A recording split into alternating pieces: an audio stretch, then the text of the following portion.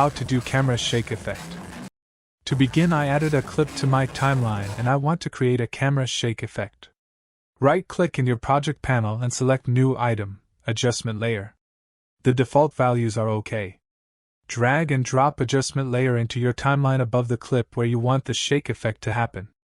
Now go to Effects panel and search for Directional Blur. Drag and drop Directional Blur into your adjustment layer. With adjustment layer selected, go to Effect Controls and under Directional Blur, increase blur length to 30.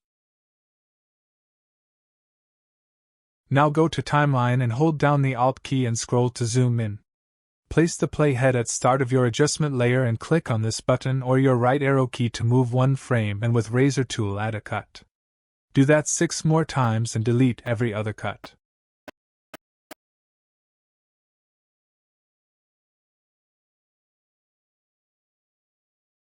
Now we have a nice camera shake effect.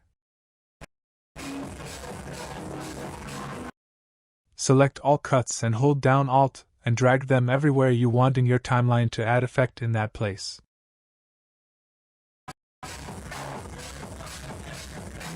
Anyway guys, thanks for watching and I hope you found this useful.